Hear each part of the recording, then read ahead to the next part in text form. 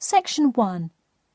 You will hear a conversation between Peter and Jim talking about some details for their shared accommodation. First, you have some time to look at questions 1 to 4.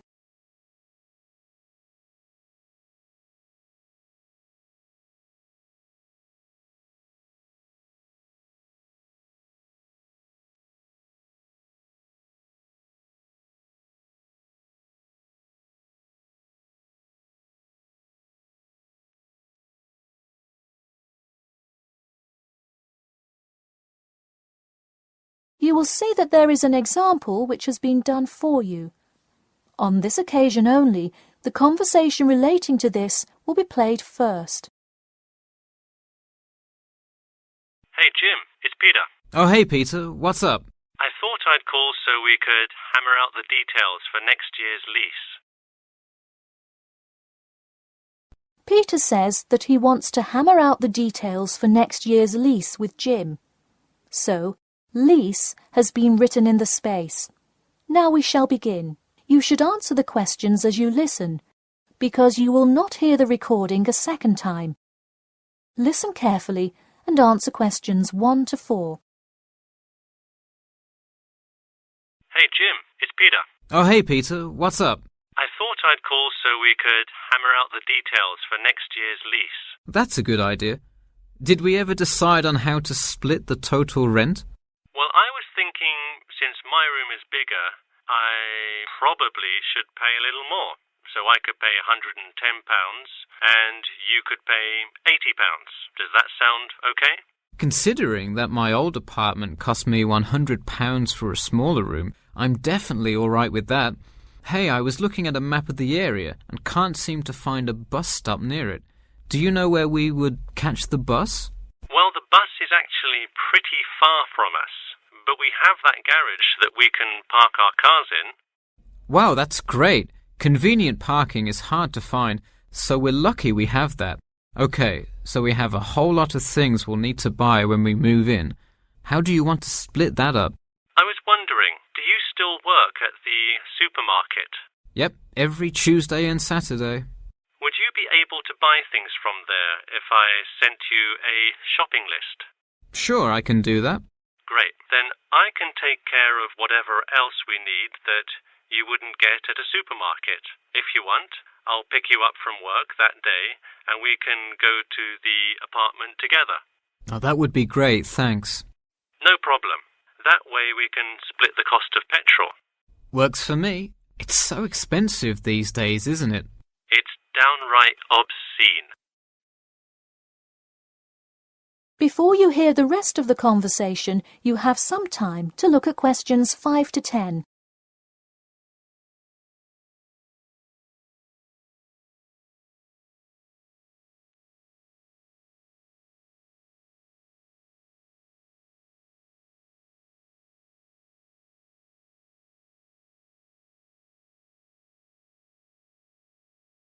Now listen and answer questions 5 to 10. So let's figure out what appliances we need. Do we have a microwave? Yes, the landlord's providing that for us. Hey, do you still have that space heater, though? We need one for the kitchen since it's not connected to the central heating. All right, I'll bring that. Anything else? Well, I have some dining room and living room furniture I can bring, so that should take care of most of the big stuff. You know what we do need, though? Could you bring a toaster? I actually don't have one. It doesn't come with the microwave. No, the landlord is only supplying the microwave. It would really help if you could bring one. Okay, I'll pick one up at the store. You know, I also have this cool antique rotary phone that would be a cool addition to the apartment, sort of as decoration and utility. Oh, cool.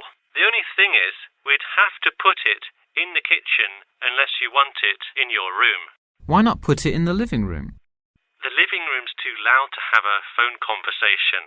The noise sort of carries, so if one person is trying to watch TV or have friends over, the person on the phone won't be able to hear. Okay, well I guess kitchen it is then. Any other big things we need? That seems like everything. That's all I can think of. And of course, move-in is June the 1st. I can't wait. We'll be able to watch the big game in our new apartment. It's going to be awesome. Yeah, we can move in the morning, and then Friday night we can sit back and cheer on Liverpool. I have an exam in the morning, but we'll be done around 11 a.m. and can move in after. Wait, Liverpool?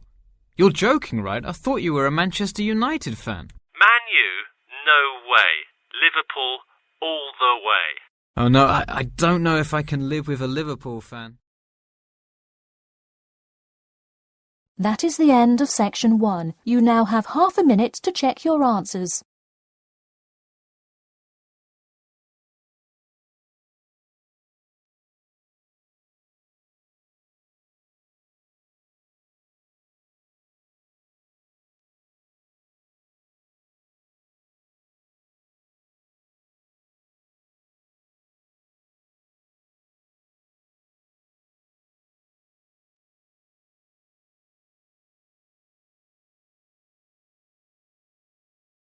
Now turn to section 2. Preparing for Ielts? Still practicing on paper, but planning to take the computer-based test? At IeltsOneStopCBT.com, you can practice listening and reading in the exact computer-based format.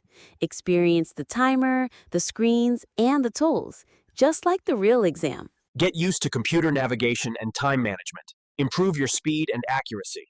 Practice anywhere, anytime, on your device. Join thousands of students who are practicing smarter, not harder. Visit IeltsOneStopCBT.com. Section 2. You'll hear an HR representative of Earn and Learn giving some information about her company. First, you have some time to look at questions 11 to 16.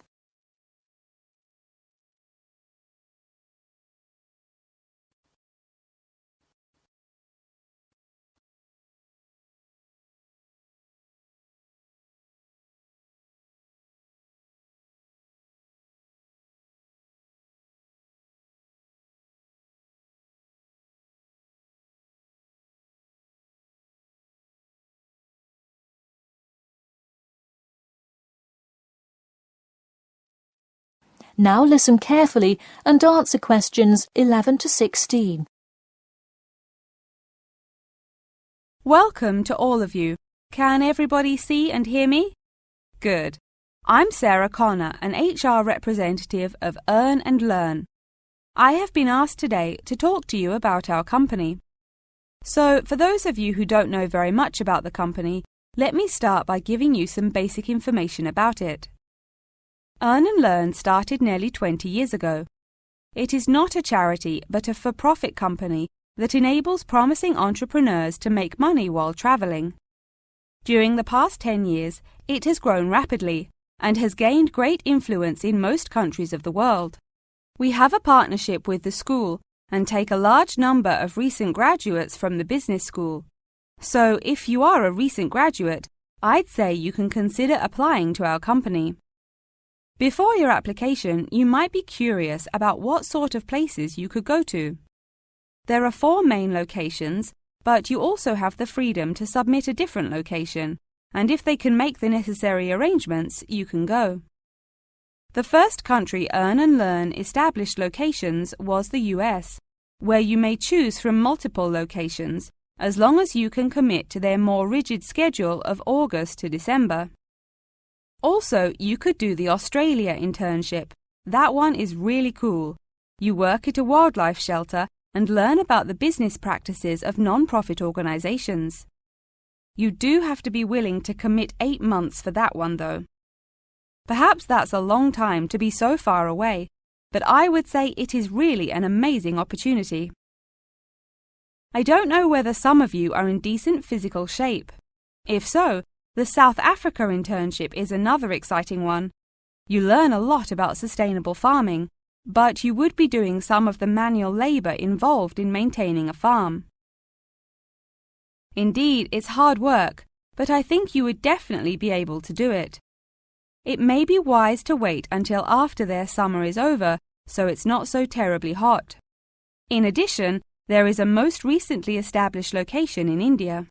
This one gives you more of a study abroad feel, given that they arrange a host family for you to stay with.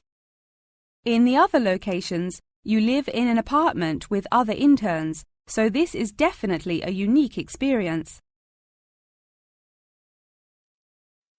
Before you hear the rest of the talk, you have some time to look at questions 17 to 20.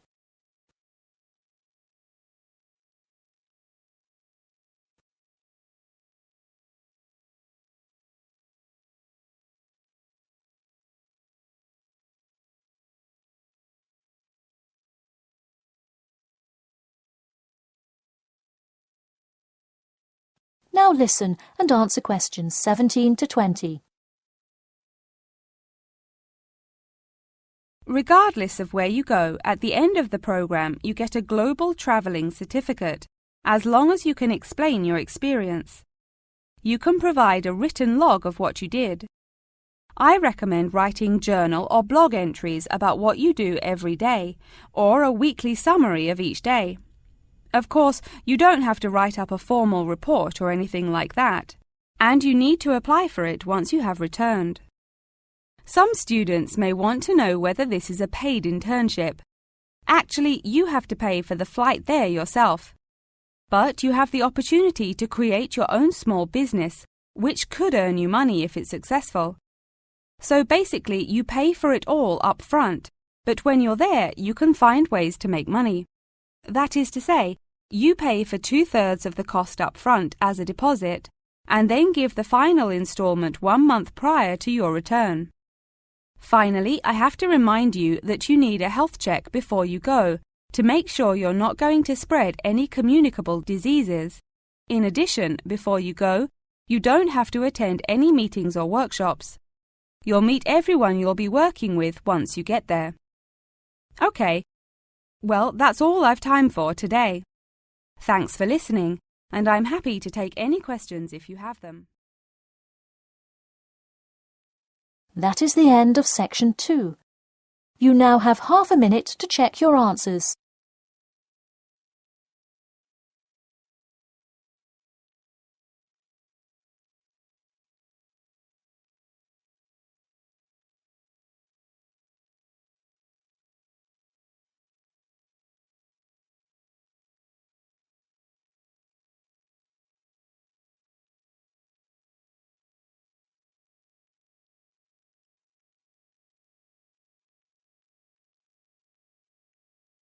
Now turn to section 3. Section 3. You will hear a student called Margaret Parkinson talking about the class she missed on Thursday with her professor. First, you have some time to look at questions 21 to 26.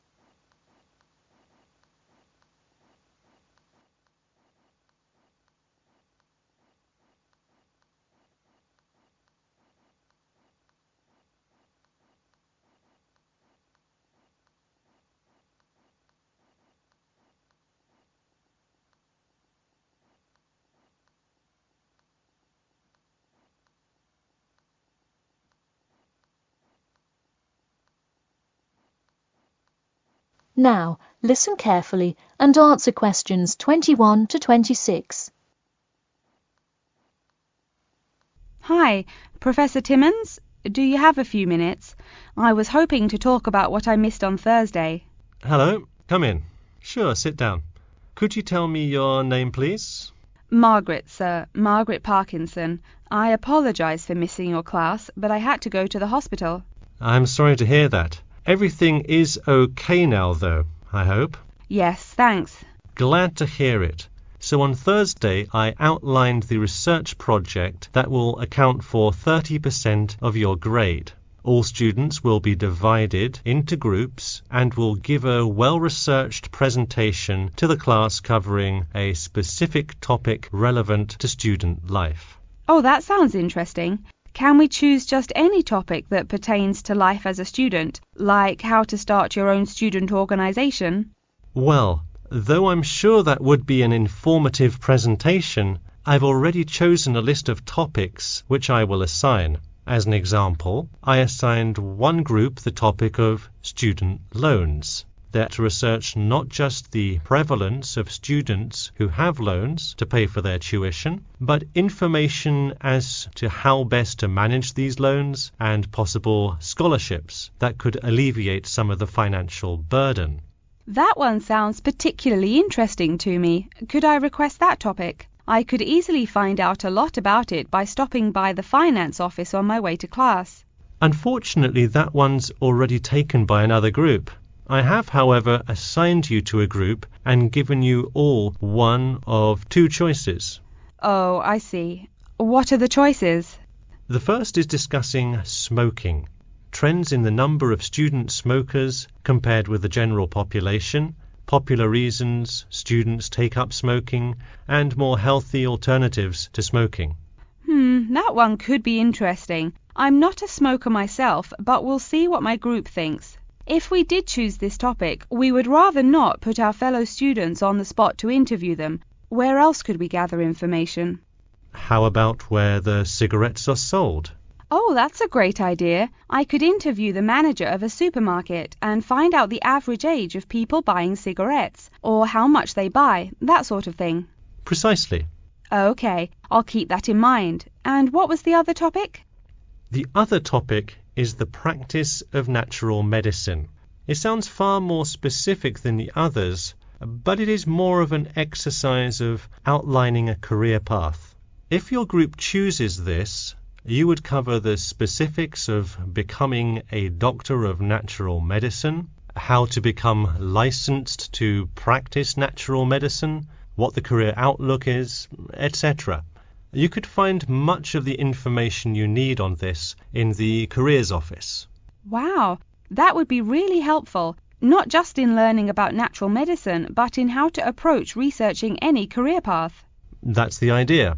I want groups to really think outside the box to find information on their topics.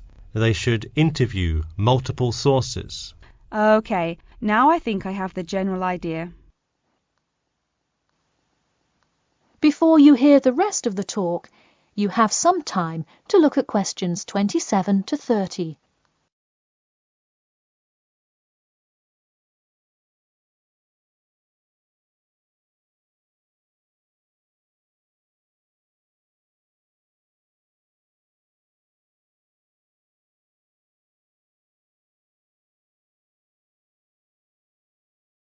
Now, listen carefully and answer questions 27 to 30. When is the presentation due? I expect each group to send me an email attachment of the plan ahead of time by October 10th, so that I can ensure that you are on the right track. Oh, that's actually really reassuring. I would hate to spend so much time on a presentation only to find we had taken it in the wrong direction. So when is the presentation? I let groups choose from the list of time slots I have between November 1st and November 5th. Okay, how about the 3rd? I'll have to check with my group, of course, but maybe we could write a tentative time? Sure, let me take a look. I'm actually booked completely through the 3rd and 4th now. How about sometime in the afternoon of the 5th? Great. How about 2 o'clock? No problem. I'll pencil your group in. Okay, thanks. And to clarify, what exactly is due in the first phase? Before the October deadline, I want your group to have compiled resources and then to provide some initial data analysis to support your claims. Okay, so data analysis is due the 10th of October, and then the Presentation? Yes. The final phase is simply giving the presentation on the 5th of November. All right, I think I have all the information I need. Thanks. You're welcome. See you in class tomorrow. That is the end of section 3. You now have half a minute to check your answers.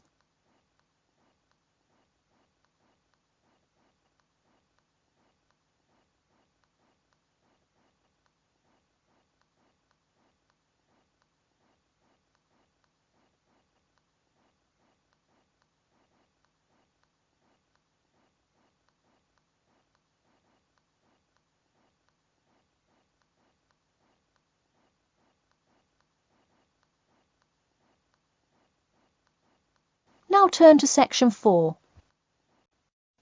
Section 4. You will hear an introduction about an eco-friendly building called the Gherkin. First, you have some time to look at questions 31 to 40.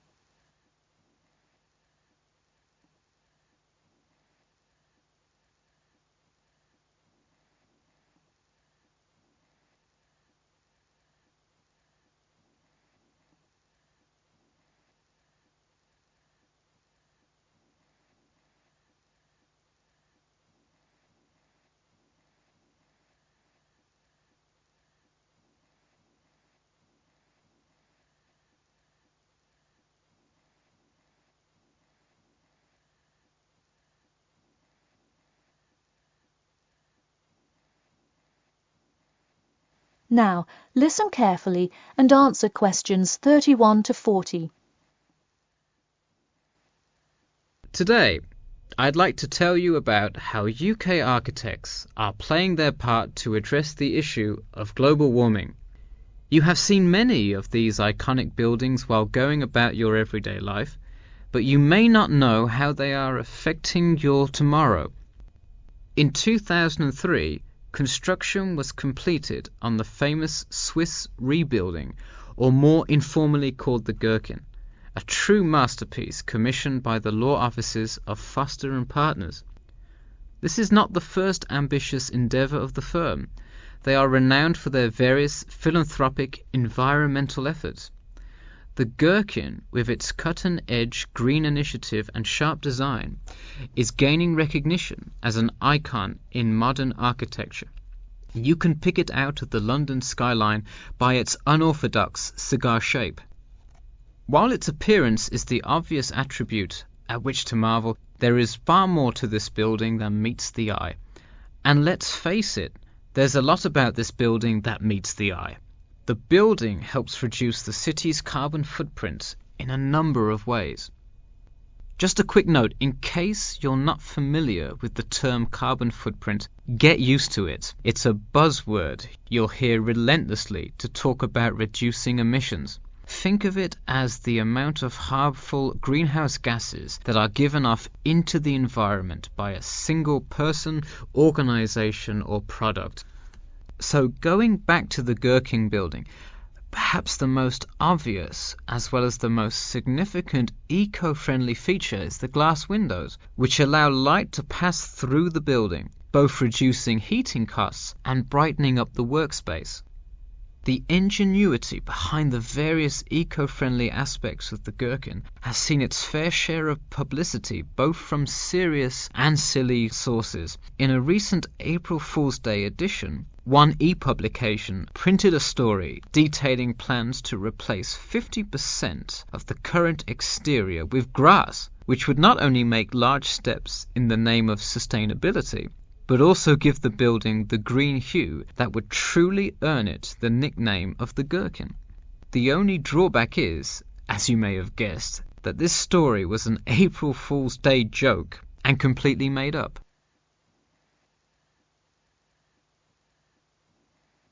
In all seriousness, though, the building is setting a new standard of design that other architects and city planners just cannot ignore. The building's bold and cost-efficient design has won a number of architecture awards, including the Stirling Prize, the London Region Award, and the Empress Skyscraper Award, among others. The design comfortably accommodates a large number of offices, while keeping maintenance and operation costs down, striking a superb balance between nature and the workplace. Nature is well and good, as long as the weather is nice outside. Given London's notoriously bad weather, the architects knew they must devise a quality temperature regulation system, and that they did. A special system designed to reduce the building's reliance on air conditioning was devised that cuts consumption in half compared to standard office buildings.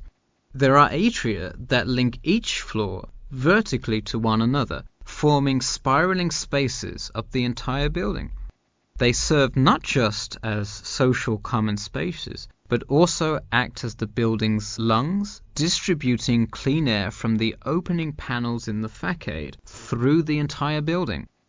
The building isn't all business though. It has its fair share of fun as well. At the very top, a club room offers a picturesque entertainment spot for company functions, private parties, etc., with a breathtaking panoramic view of the city. The creation of such an innovative structure has many wondering what the future of urban planning and architecture may be. Well, if the other projects currently commissioned by Foster and Partners are any indication, the entire city constructed with similarly eco-friendly buildings is not far in the distance. The Masdar City development aims to create a desert city that produces zero waste and removes as much carbon dioxide from the atmosphere as it puts in, a huge feat in protecting our Earth. The Gherkin is a truly impressive feat, yet it is not the only one worth noting. Now to move on to another green initiative, I'll tell you about the Eden Foundation building found in Cornwall. That is the end of section 4. You now have half a minute to check your answers.